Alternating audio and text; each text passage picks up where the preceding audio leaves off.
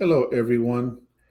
In this video recording, I am going to go over the Social Security Administration application for extra help, otherwise known as LIS.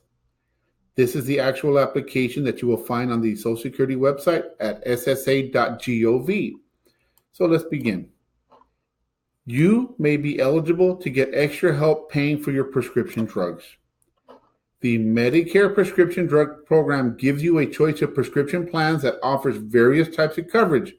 In addition, you may be able to get extra help to pay for the monthly premiums, annual deductibles, and co-payments related to the Medicare drug program. That's why we're doing this application, to help a client to help with the premium, the deductibles associated with the Medicare with Part D, and the co-pays associated with Part D. So, but before we can help you, you must fill out this application, put it in this enclosed envelope, or mail it today. You may complete an online application at www.socialsecurity.gov. Continuing on. These are the general instructions for completing the application for extra help with Medicare prescription drug costs.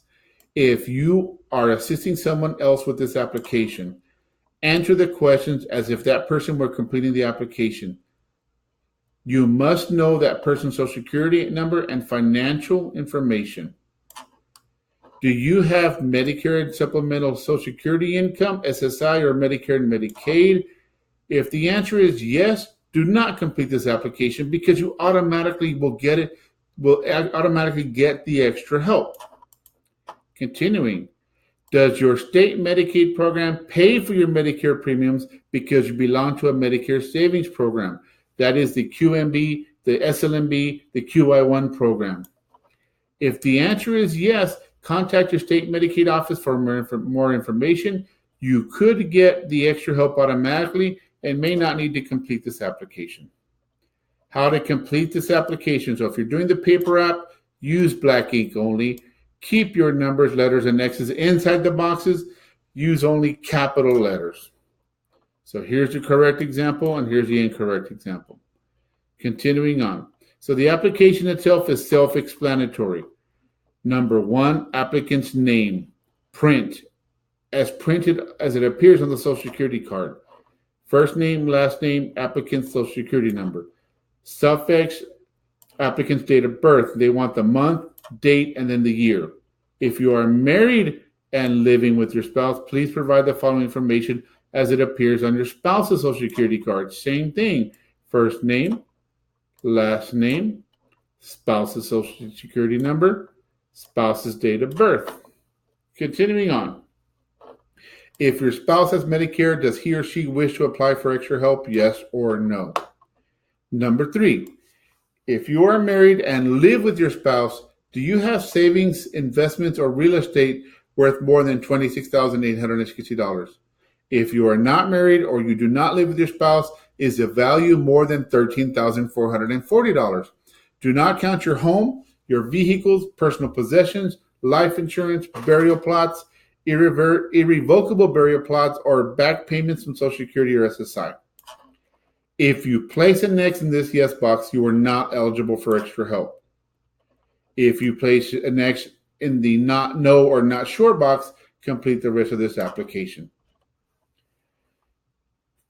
If you place an X in the no or not sure box in question 3, answer all of the following questions. If you are married and living with your spouse, you must answer all the questions for both of you. So let's go. Number 4, enter below money amounts of all bank accounts, investments, or cash that you or your spouse, if married and living together, or both of you own. Also include items that either of you own with another person.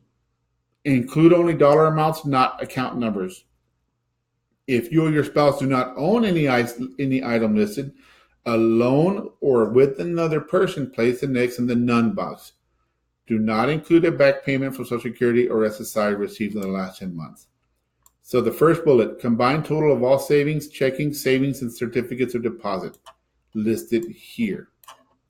Combined total of all stocks, bonds, saving bonds, mutual funds, IRAs, or other similar investments, you list here. Any other cash at home or anywhere else? I usually list 0 here. Number 5, will some money from the sources listed in question 4 be used to pay for funeral or burial expenses? The answer should always be yes. You will use what money you have in your bank accounts to pay for burials. Number 6, other than your home and the property on which it is located, do you or your spouse, if married and living together, own any real estate? Examples of other real estate are summer homes, rental properties, or undeveloped land you own which is separate from your home. Yes or no? Number 7, for this question, a relative is someone related to you by blood, adoption, or married, but not including your spouse. How many relatives live with you and depend on you or your spouse for at least 1/2 of their financial support? Please do not include yourself or your spouse in the number you enter. If your household consists of only you and your spouse, place an X in the 0 box. Place an X in only 1 box. So if you have grandchildren or children that live with you, this is where you're going to place that number. If there's 3 of them, you're going to place the X in the number 3. Just depends on the number of people that depend on your support, though. That's the key, that depend on your income. Number 8, if you or your spouse, if married and living together, receive income from any other sources listed below, you must enter the questions for both of you. Please enter the total amount you receive each month. If the amount changes from month to month, or you do not receive it every month, enter the average monthly income for the past year for each type in the appropriate boxes. Do not list wages and self-employment, interest income, public assistance, medical reimbursements, or foster care payments. If you or your spouse do not receive income from a source listed below, place the next in the box. Social Security benefits before deduction, list. Railroad deductions benefits before deduction, list. Veterans benefits before deduction, listed here. Other pensions or annuities before deductions do not include money you receive from any item you include in question 4, listed here. Other income listed above, including alimony, net rental income, workers' comp, unemployment, private or state disability payments, list here. Number 9, have any of the amounts you included in question 8 decreased during the last 2 years? Yes or no? If you have worked in the last 2 years, you need to answer questions 10 through 14. If you are married and living with your spouse and either one of you has worked in the last 2 years, you need to answer questions 10 through 14. Otherwise, skip to 15. So in this example, I'm going to say that the couple did not work, so I'm going to skip to question 15. But if you must answer 10, 11, 12, 13, and 14 for somebody, self-explanatory. Okay? Now, going on to number 15, as stated above, let me make sure. Yeah, 10 through 14. So going on. Number 15, information about Medicare savings programs. You may be able to get help from your state with your Medicare costs under the Medicare savings programs. To start your application process for the Medicare savings program, Social Security will send information from this form for your state unless you tell us not to. If you want to get help from the Medicare savings program, do not complete this question. Just sign and date the application and your state will contact you. So if you're filling this out yourself, you want to check it off. If an assistance program is helping you through your doctor's office, or if an insurance agent like myself is helping you, then you may or may not want to check yes or no, because you may have already submitted that application separately. So every case is different. Answer appropriate, please. Signatures, important information. Please read carefully. I love to read disclosures to people. We understand that Social Security Administration will check our statements and compare its records with records from the federal, state, and local government agencies, including the IRS, to make sure the determination is correct. By submitting this application, we are authorizing Social Security to obtain and disclose information related to our income, resources, and assets, foreign and domestic, consistent with applicable privacy laws. The information may include, but is not limited to, information about my wages, account balances, investments, benefits, and pensions.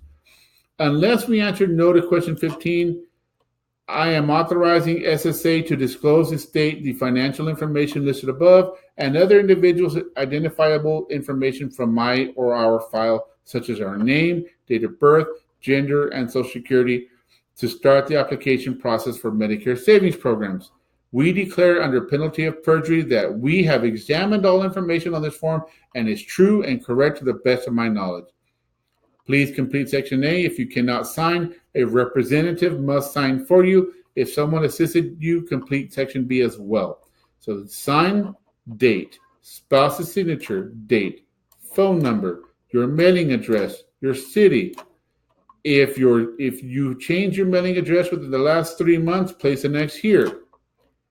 If you would prefer that we contact someone else, if we have additional questions, please provide the person's name and date, time, phone number. This is helpful because sometimes Social Security can't find someone and they need help. So the person's first name, person's last name, and their phone number. Now, if I'm filling out the form, I'm the one that assisted. You're gonna put an X in one of these boxes here that best represents you. Family member, attorney, other advocate, other. This is where I put insurance agent, social worker, agency, or friend. I have no problem putting my first name, last name, phone number, address, city, state, and zip. I have received phone calls from Social Security asking me to help a client as they've applied, as I have helped them apply because they have not been able to get a hold of them. So this is important information. Please fill it out. The rest of this is a disclosures. Please take the time to read it carefully. And that is the entire Social Security application. It is a short application. If you do it online, it takes 2 weeks. If you do it by paper, it takes 4 to 6 weeks. So please take time to do it online.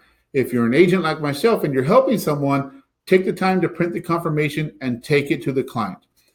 Everyone, thank you for your time, and I hope you have found this information useful. Have a great day.